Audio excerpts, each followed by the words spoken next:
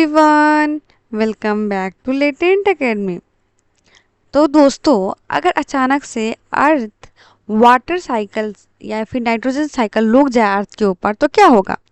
न बारिश होगी, न खेती होगी, न प्लांट्स ग्रो करेंगे और धीरे धीरे लाइफ खत्म होने लगेंगे। आखिर ऐसा क्यों?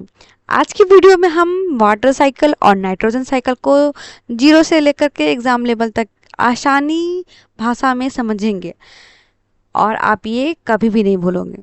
तो welcome back to Latent Academy. मैं हूँ लालिशा रानी और आप किसी भी एग्जाम जैसे कि BSc, BEd, CTET, STET, KVS, NVS, CMRS या किसी भी टीचिंग एग्जाम्स की प्रिपरेशन कर रहे हो तो ये वीडियो आपके लिए बहुत इंपॉर्टेंट है। तो वीडियो को एंड तक ज़रूर देखना। आओ सबसे पहले हम समझते हैं कि वाटर साइकिल होता क्या है। आज की वीडियो में वाटर साइकिल और नाइट्रोजन साइकिल अच्छे से डिस्कस करेंगे।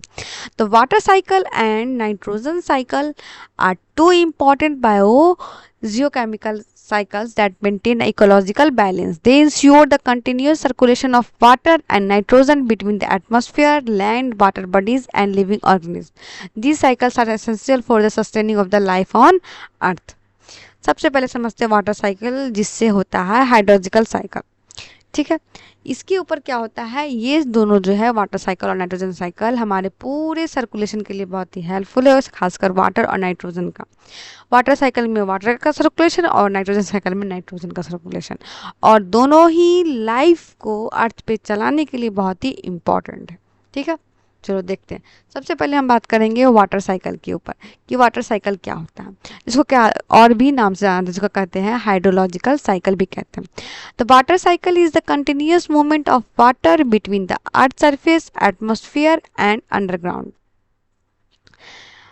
देखो, मैं आपको एक साधारण भाषा में समझाती हूँ।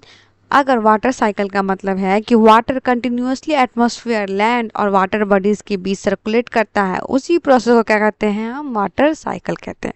अब वाटर साइकिल होने के लिए कौन कौन से स्टेप्स होते हैं उनके बारे में देखते हैं। हमारा सबसे पहला स्टेप्स है evaporation.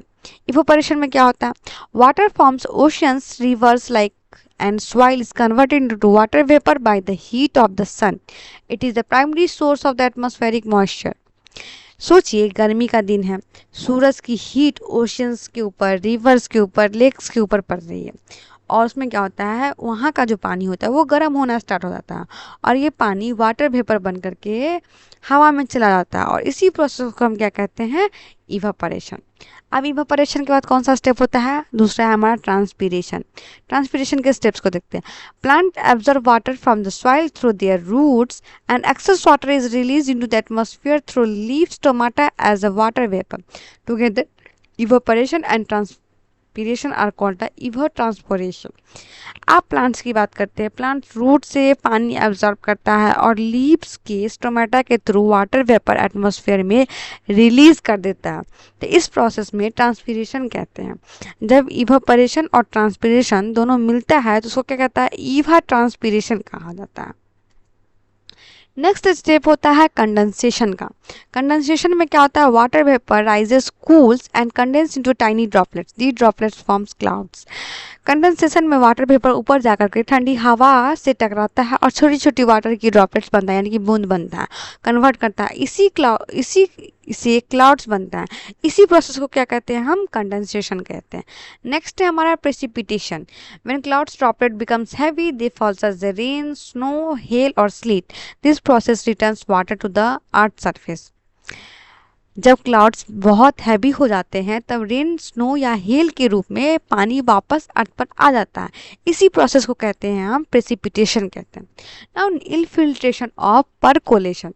Some rain water enters the soil infiltration, it moves deeper into the ground to recharge ground water. यानी कि रेन वाटर का कुछ हिस्सा सॉइल के अंदर चला जाता है, इसी को कहते हैं इनफिल्ट्रेशन कहते हैं। और जब ये पानी और भी नीचे जाकर के ग्राउंड वाटर के नीचे रिचार्ज करता है तो इसी को कहते हैं परकोलेशन। ठीक है, नेक्स्ट देखते हैं सरफेस रन ऑफ। ये क्या होता है, the remaining of water flows into the river, lakes and oceans, the cycle then repeats.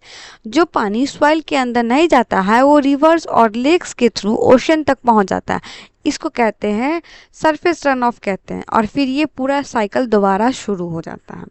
ठीक है, अब हम देखते हैं importance of the water cycle. आखिर वाटर साइकिल क्यों इंपॉर्टेंट है? क्योंकि ये मेंटेन करता है अर्थ वाटर बैलेंस को, अर्थ के ऊपर वाटर के बैलेंस को मेंटेन करता है वाटर साइकिल।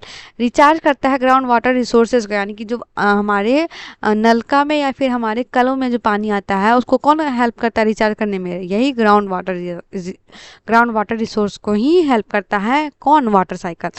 नेक्स्ट देखते हैं रेगुलेट्स क्लाइमेट एंड वेदर। ये रेगुलेट करता है क्लाइमेट और वेदर को। सप्लाई करता है फ्रेश वाटर किसको? प्लांट्स, एनिमल और ह्यूमंस को। सोचो कितना ये इंपॉर्टेंट है। फ्रेश वाटर की सप्लाई मेंटेन करता है, ग्राउंड वाटर को रिचार्ज करता है, क्लाइमेट और वेदर को रेगुलेट करता है, एग्रीकल्चर और लाइफ सपोर्ट के लिए भी ये कितना हेल्पफुल है। अब हम बात करते हैं दूसरा नाइट्रोजन साइकिल के ऊपर कि नाइट्रोजन साइकिल क्या होता है। ठीक है, इसके डिफिनेशन देखते हैं। Nitrogen cycle is the movement of nitrogen between the atmosphere, soil, plants, animal and micro organism. Since atmospheric nitrogen can not be directly used by most organism, it must be converted into a usable forms. यानी कि हम बात करते हैं nitrogen cycle. हम सब जानते हैं कि एटमॉस्फेयर में लगभग कितना 78% नाइट्रोजन प्रेजेंट है। ठीक है, 78% नाइट्रोजन गैस होता है, लेकिन प्रॉब्लम्स ये है कि प्लांट इस नाइट्रोजन गैस को डायरेक्टली यूज नहीं कर सकता। तो फिर प्लांट्स को नाइट्रोजन साइकिल मिलता कैसे? ये देखो, इसका आंसर होता है नाइट्रोजन साइकिल। नाइट्रोजन साइकिल की हेल्प से ही एटमॉस्फेरिक नाइट्रोजन के रूप में ये कन्वर्ट होता है और उसको यूजेबल फॉर्म्स में प्लांट्स, एनिमल्स जो भी है उसको यूज करता है। आओ हम इसके स्टेप्स को देखते हैं। सबसे पहला स्टेप है इसका nitrogen fixation. Atmospheric nitrogen converted into ammonia by nitrogen fixing bacteria such as Rhizobium and Azotobacter. Lightning and industrial process also contribute to nitrogen fixation. इसमें क्या होता है? सबसे पहले नाइट्रोजन फिक्सिंग बैक्टीरिया जैसे कि राइजोबियम हो गया, एज़ोटोबैक्टर हो गया, एटमॉस्फेरिक नाइट्रोजन को अमोनिया में कन्वर्ट करता है। लाइटनिंग और इंडस्ट्रीज में भी नाइट्रोजन फिक्सेशन में हेल्प करता है। ठीक, उसके बाद देखते हैं nitrification. Ammonia is converted into nitrite, याद रखना nitrite, by help of Nitrosomonas, and nitrite is further converted into nitrate by the help of Nitrobacter. अब अमोनिया को नाइट्रोसोमोनास बैक्टीरिया नाइट्रेट में कन्वर्ट करता है। उसके बाद नाइट्रोबैक्टर बैक्टीरिया नाइट्राइट को नाइट्रेट में कन्वर्ट करता है। प्लांट्स जो है नाइट्रेट को आसानी से एब्जॉर्ब करता है, इसीलिए हम इसको नाइट्रेट के फॉर्म में कन्वर्ट करते हैं। उसके बाद क्या है? एसिमिलेशन। इसमें क्या होता है? Plant absorb nitrates from the soil and use them to synthesise protein and nucleic acid. Animals obtain nitrogen by consuming plant and other animals. Plant nitrates को एब्जॉर्ब करके प्रोटीन्स और डीएनए बनाते हैं। एनिमल्स जब प्लांट्स को खाते हैं तो नाइट्रोजन उनके बॉडी में ट्रांसफर हो जाता है। ठीक, उसके बाद देखते हैं एमोनिफिकेशन। एमोनिफिकेशन में क्या होता है?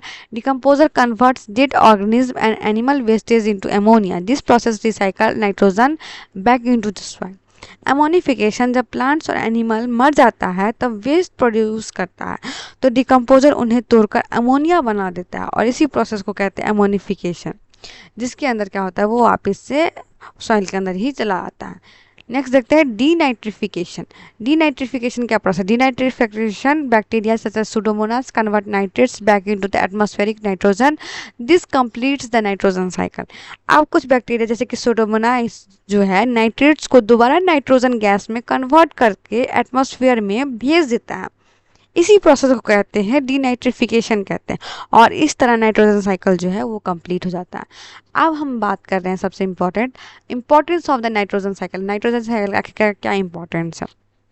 ये जो है सॉइल की फर्टिलिटी को मेंटेन करता है, साथ ही साथ प्लांट को प्रोटीन और न्यूक्लिक एसिड बनाने के लिए नाइट्रोजन देता है, और क्रॉप की प्रोडक्टिविटी को बढ़ाता है, इकोसिस्टम को बैलेंस मेंटेन करके रखता है। ठीक है, तो अब मैं आपको एक शॉर्ट ट्रिक इसके ऊपर भी ज़रूर बताऊंगी।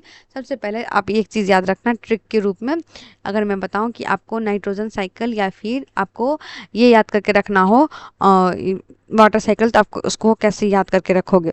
ठीक है, हम सबसे पहले बात करते हैं वाटर साइकिल की कि वाटर साइकिल को आप कैसे याद करके रखोगे इस ट्रिक से। ये इसमें आपके सारे के सारे स्टेप्स दिए हुए हैं कि कौन कौन सा होता है। इसका स्टेप्स है ECC PIPR,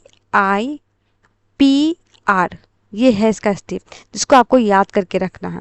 ठीक है, PIPR, ये वहाँ पे थोड़ा सा रुक जाओ, एक मिनट अभी इरेज कर लेती हूँ।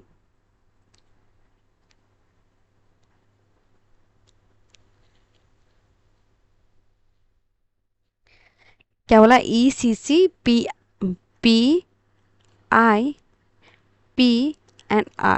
इसमें क्या होता है, ये सबसे पहला प्रोसेस है इवापोरेशन का। इवापोरेशन का ये क्या हो गया, हमारा दूसरा कंडेंसेशन का। ठीक, इसमें क्या होता है, क्लाउड्स का फॉर्मेशन होता है। ठीक, उसके बाद क्या होता है, ये प्रेसिपिटेशन करता है, जहाँ की बूंदें बन जाती है बादल। उसके बाद क्या होता है, इनफिल्ट्रेशन होता है। ठीक, उसके बाद क्या होता है, हमारा परलोकेशन होता है, जहाँ हम सारा ग्राउंड वाटर में रिचार्ज करते हैं वाटर को। और लास्ट क्या होता है, रन ऑफ, सारा जो रेस्ट ऑफ था वो रिवर्स में चला आता है। और नेक्स्ट बात करते हैं हम किसकी, ट्रिक की, नाइट्रोजन साइकिल की। नाइट्रोजन साइकिल खासकर याद रखना, नाइट्रोजन साइकिल आपके एग्जाम में आने के हाईएस्ट चांसेस है। ठीक है, इसमें याद रखना FNAAD। ठीक, FNAAD इसलिए इजी है, बताती हूँ। F से क्या होता है, सबसे पहले फिक्सेशन करना, नाइट्रोजन का फिक्सेशन करता है। ठीक, N से क्या होता है, नाइट्रिफिकेशन होता है, इससे होता है नाइट्रिफिकेशन। ये प्रोसेस को याद रखना। उसके बाद क्या होता है, एसिमिलेशन। एसिमिलेशन, और सुनो प्लीज़, मेरी हैंड राइटिंग को थोड़ा सा माइंड बंद करना, क्योंकि ये जो पेन टैब है बहुत अच्छे से फास्टली वर्क नहीं कर पा रहा है। इसका जो नीब है वो बहुत ही ज़्यादा मोटा है, तो थोड़ा सा लिखने में प्रॉब्लम मुझे काउज होता है। नेक्स्ट फॉर्मेशन करता है किसका, अमोनिफिकेशन का। ठीक है, और लास्ट स्टेप क्या है, डीनाइट्रिफिकेशन, जहाँ ये वापस से इन्वायरमेंट में चला जाता है। तो याद रखना। तो दोस्तों, हमने वाटर साइकिल को अर्थ पर वाटर की कंटिन्यूस सप्लाई बनाए रखने के लिए और नाइट्रोजन साइकिल को लिविंग ऑर्गेनिज्म को यूजेबल नाइट्रोजन प्रोवाइड करने के लिए देखा। तो दोनों ही साइकिल के बिना लाइफ और एग्रीकल्चर को मेंटेन करना पॉसिबल नहीं है, ये तो आप अच्छे से देख लिए। और खासकर आप ये ट्रिक भी याद रखना, ये ट्रिक आपके एग्जाम में बहुत हेल्प करेगा। अगर आज की वीडियो से आपको कॉन्सेप्ट क्लियर हुआ हो तो वीडियो को लाइक करिएगा, शेयर करिएगा, और प्लीज़ रिक्वेस्ट, लेटेंट एकेडमी को सब्सक्राइब करना मत भूलिएगा। मिलते हैं नेक्स्ट वीडियो में एक इंटरेस्टिंग टॉपिक के ऊपर। तब तक के लिए keep learning, keep enjoying. Thank you so much.